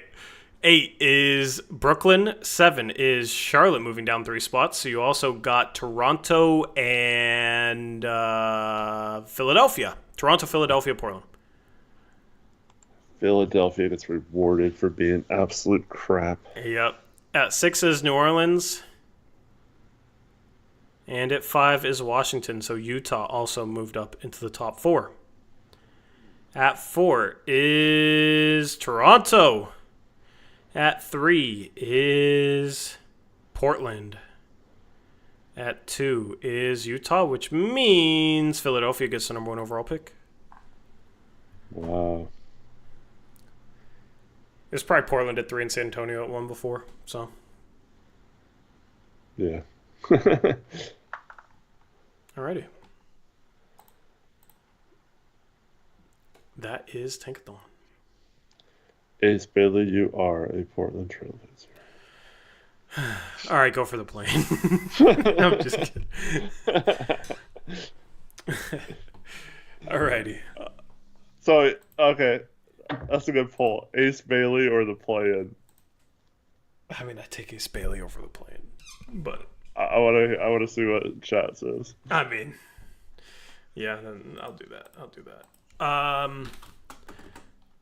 Who do you want to talk about tonight? Let's make this quick.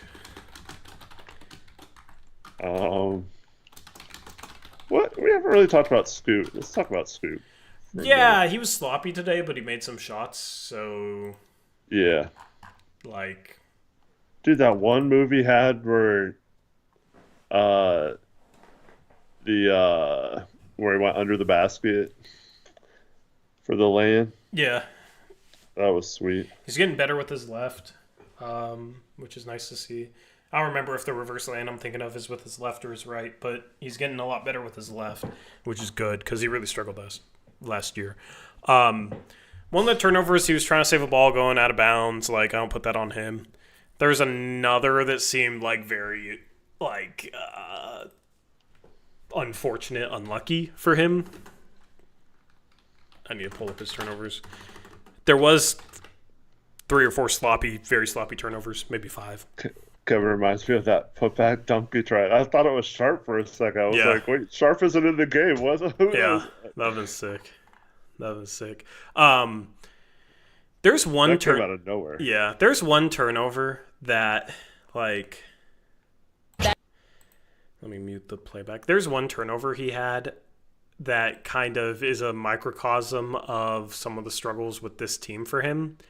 You know the play where it was his first turnover. It was at the end of the first. He drove left, had a really nice wraparound behind the back move, and completely shook his defender. And then drove at Kyle Filipowski, who was guarding Jabari Walker. And Scoot thought Jabari Walker was going to flare out to the corner, and Jabari Walker cut, so the pass was behind Jabari. You know what play I'm talking about, Eric? Yeah.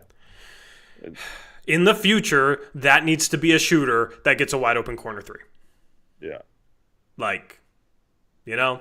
Although I guess Jabari's playing center, it was just like he was running in behind Filipowski in Scoot, like drew Filipowski and thought he was going corner. Like, do we put that on Scoot? I don't know. Different page. Like, I mean, by the time he threw it, Jabari was nowhere near the corner, so you got to recognize that. So I do want to mention one thing about this play, because Scoot, I don't know if he was mad at himself or Jabari for cutting or what, but like he kind of stood there for a second and like said something or was kind of mad at himself or something. And last year he would have just stood there. So he ended up being late getting back on defense. I think Utah scored or something.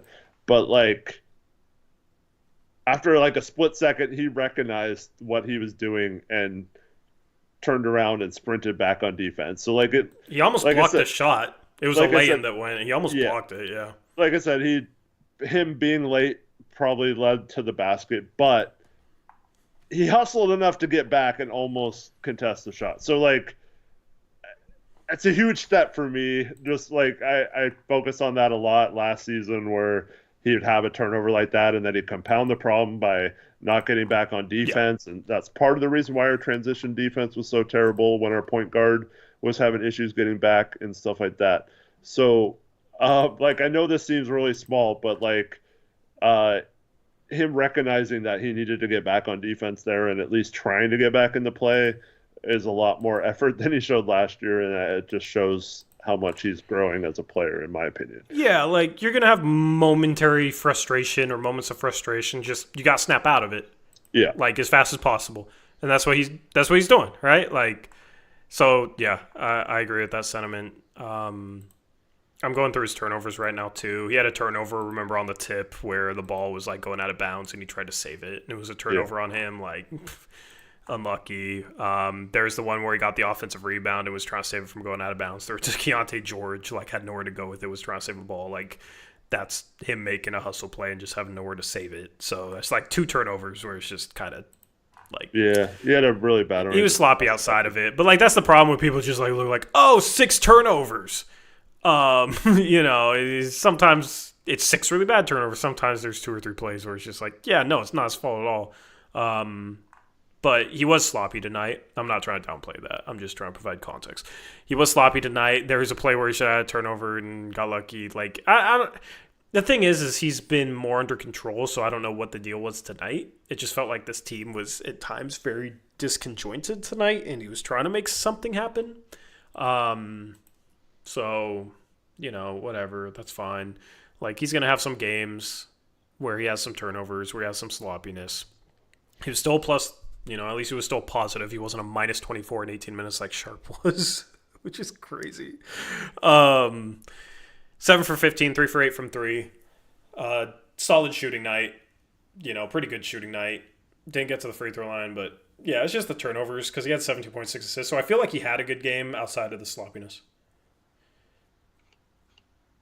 Yeah, it was a decent game from him. Just got to cut down on those turnovers.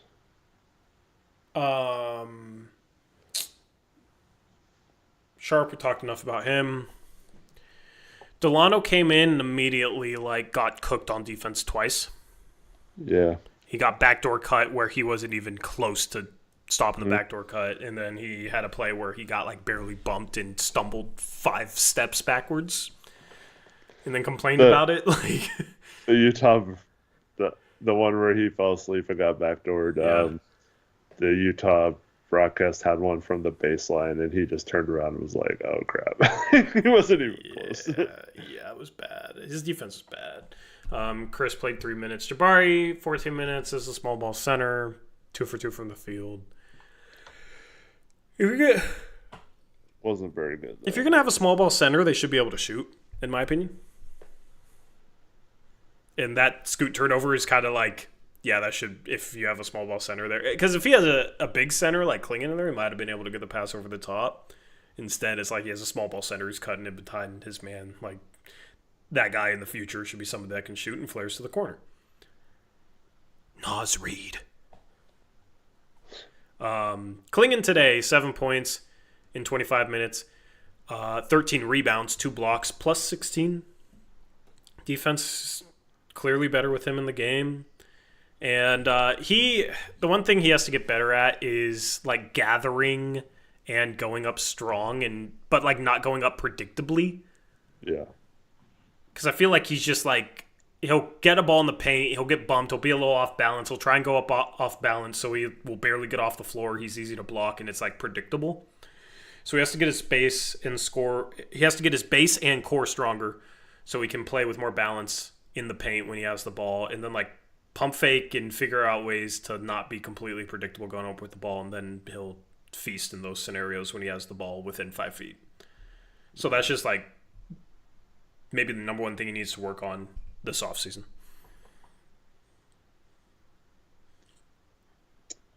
Yep. Yes. I like when he keeps the ball high. But yeah, he needs to develop some sort of pump fake or little hook shot or something, or where it's a little bit less likely to get blocked or Yeah. stripped. Yep. Still though, I mean, good game from him. Good game from him. Just impactful, like just solid. Denny, we didn't talk about him a ton. I mean, he was 5 for 15, 1 for 5 from 3. Don't like to see that, but got to the line 11 times. Wish he made more, made 7 of them, but had 14 boards, had 5 assists, did the little things, plus 19. Like, he's my player of the game. I just think even on a night where he doesn't shoot well, he still just makes winning plays all over the floor. Jeremy Grant made 4 threes early, finished 5 for 10 from 3. Like, had 3 assists, 4 rebounds to go with his 20 points. Felt like a great Jeremy Grant game because he scored 20. When last year he averaged 20. It's crazy. Tamani, 8 boards, 3 assists, had a really nice lob pass to Klingon on a set play, and him being able to throw that pass makes it easier to run better action. Having your 3-and-D forward being able to throw a dot on a lob to a guy catching it in traffic. Didn't make a 3, was 0 for 2, was 4 for 11 for the field. Had some nice finishes in this game, though. I like the way his finishing is developing, especially with his right hand. He's very good with his right hand. Like, he'll power dunk with his right hand, and he's a left-handed player, so. Any thoughts on him? Yeah, I mean, just not the greatest shooting night, but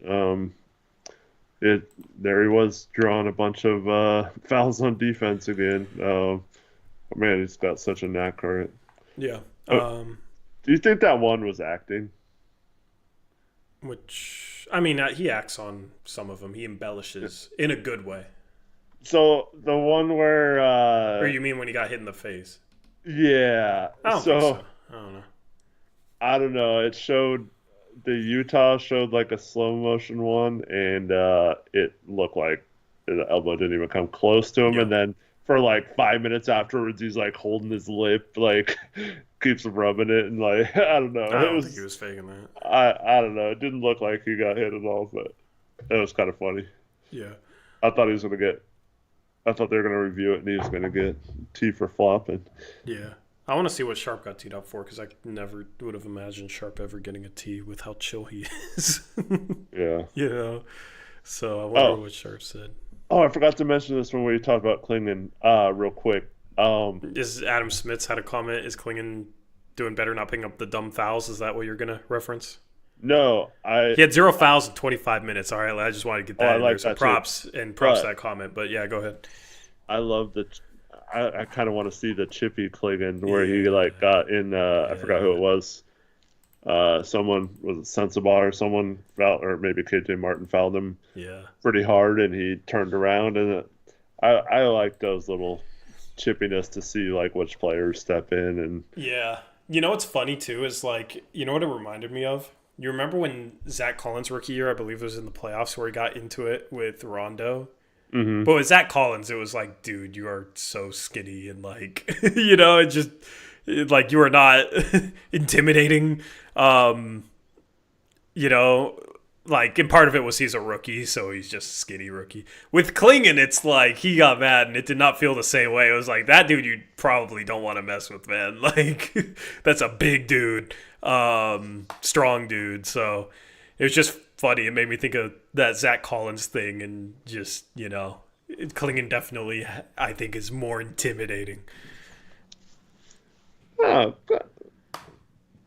for how skinny Collins was, I don't think he was pushed like Rondo, and Rondo moved like an inch.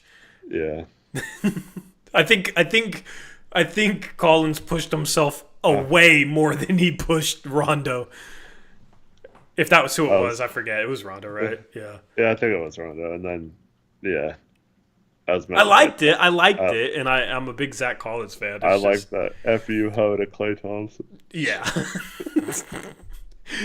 so Zach Collins sassiness is Zach Collins like chippiness, you know, sassiness. Klingon is just that dude's a force of nature.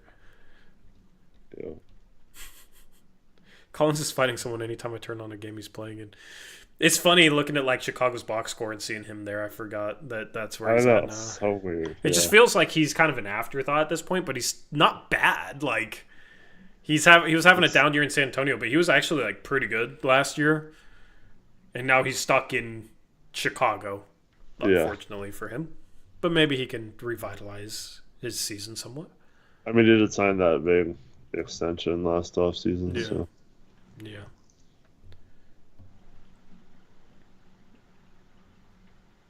Anyway, that's everybody. We'll be live again on Wednesday. All right, the Blazers play the Wizards. Denny returns to Washington. All right, we got to stream Wednesday. We got to stream Friday. Anything else, Eric? Is that a 4 or 5 o'clock game? 4 o'clock. Ugh.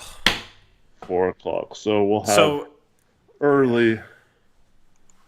You know what's funny is for the next month. So I have Rec League Tuesday, Thursday, Saturday.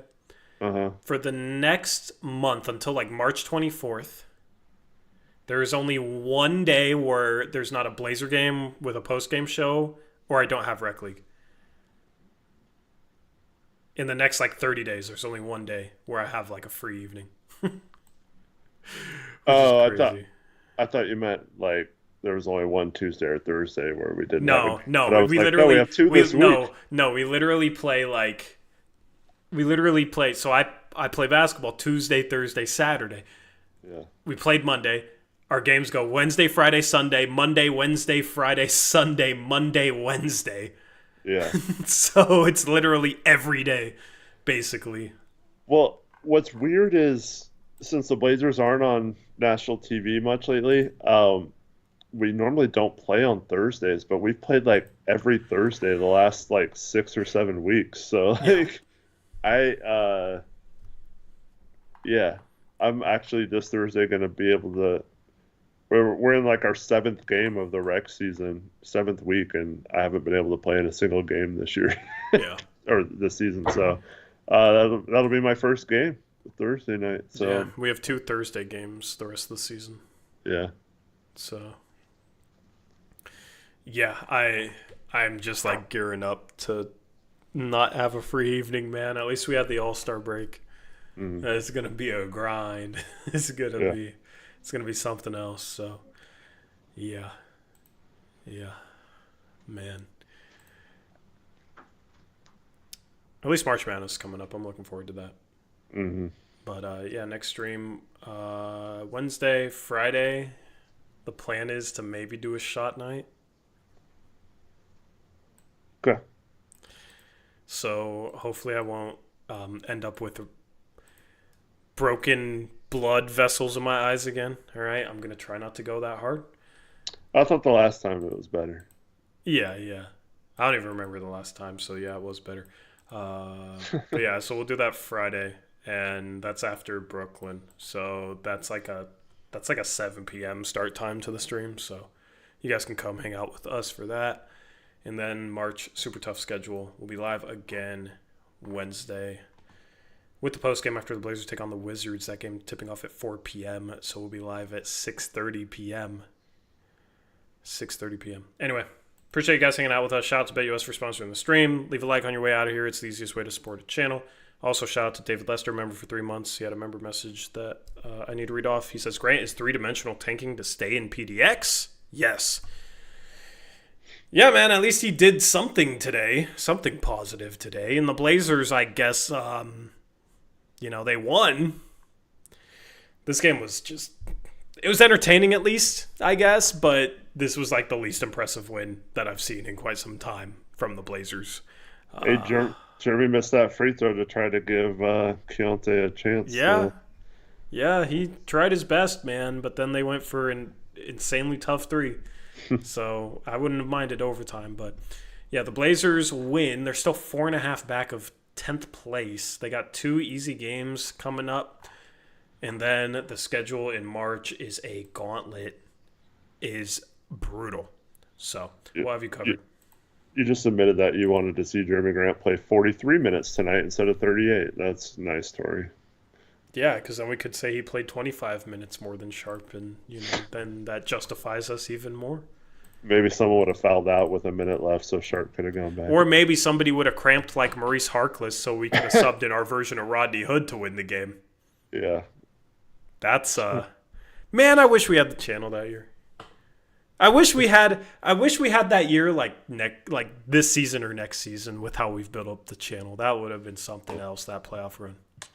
Yeah.